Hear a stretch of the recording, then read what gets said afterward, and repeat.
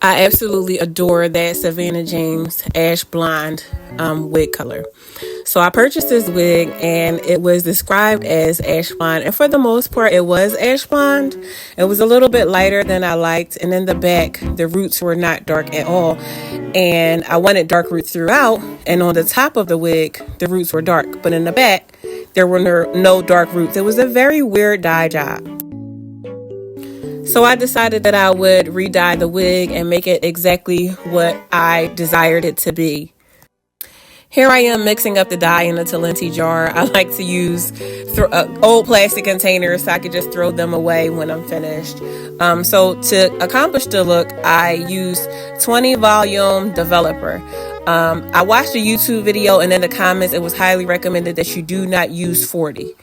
I use Revlon Color Silk Dark Brown. It's very important that you use dark brown and not black because black will make the tips of the wig gray and not ash blonde. I used Shimmer Lights Purple Shampoo by Clairol. This was also recommended in the other video that I watched. So although I mixed the dye up in my Talenti jar, I'm going to apply it using the dropper bottle that comes in the dye box because once you mix it with the developer, it gets so thin and kind of watery that it's very hard to control it with a brush. So here is that dropper bottle I was telling you about. I decided to use the dropper bottle every time versus using a brush because it's so thin and liquidy, and I have to be very careful to only dye the roots because that's my desired look. I only want the roots dyed. Here I am applying the dye to the roots. So what I kind of do is I first apply the dye on the roots from side to side, and then I will go up and down, which you will see later. But you got to be like really, really careful because once you mix the dye with the developer, like the dye is already pretty thin when you just mix it. But once you add the 20 volume developer, it becomes very, very watery. And if you don't get control of it, you'll end up dyeing your whole wig. So you have to be very, very careful. And that's the reason for me using the dropper bottle.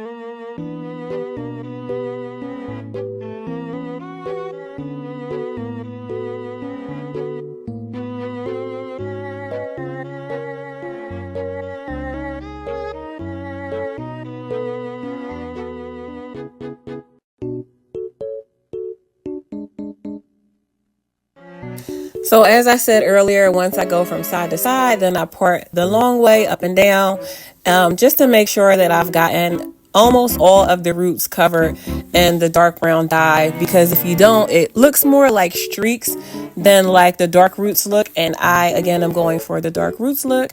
So once I finish applying the dye, after I part from side to side, I then go up and down and make sure almost all of the roots are covered. And this is something that I do. This was not in a video.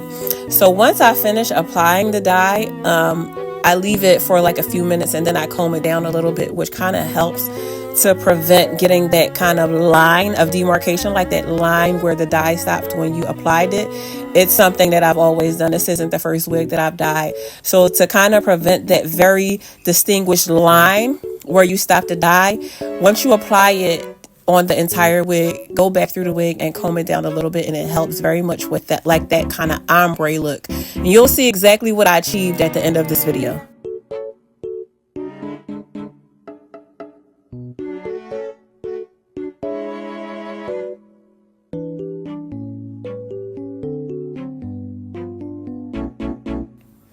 Now comes the purple shampoo. So into a basin of really hot water, I just squirt like about 1/3 of a bottle of the purple shampoo, and I usually stir it around. For some reason I didn't in this video. I just kind of drop the wig in there, but I always comb all the way through the wig before I drop it in the water. That's just my preference because the wig can get so extremely like tangled. This is a pretty decent quality wig, but sometimes the wig gets so tangled when it gets in the water. So if you don't comb it before you put it in there, it's even worse when you take it out. So I like to just give it a quick comb through. So then I just put the wig in the basin and I leave it in there for about 5 minutes. Now that it's been 5 minutes, I'm going to condition the wig. I always condition my wigs. I don't know if everybody does that, but it absolutely makes the hair so much softer. So I'm going to add some conditioner to my wig and comb it through because, you know, we don't want a crunchy wig. We want a nice, soft, flowing wig. And I had some trouble finding the lace, but eventually I'll find it and I get that conditioner in there. See, I told you I found the lace. So now it's time to start applying the conditioner, which I'm doing right here in this video. Because again, we want our wig to be nice and soft. We don't want us to have a crunchy wig. Even though, you know, they say hard wig, soft life, you know.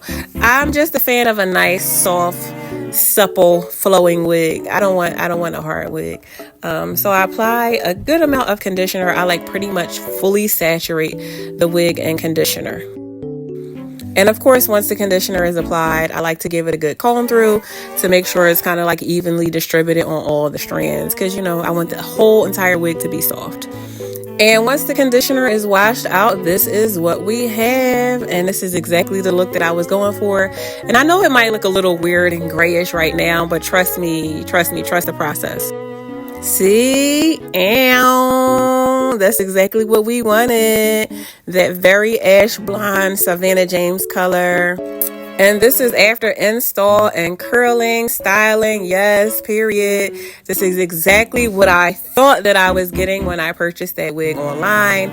But I fixed it nonetheless. And now if you guys purchase a wig that you believe is the Savannah James color ash blonde and it's really not, I have just shown you how to achieve that look at home. And now do all the things: like, comment, share, subscribe, follow, hit the bell button, depending on what platform you see this content on, so that you can stay up to date with me and my beauty content.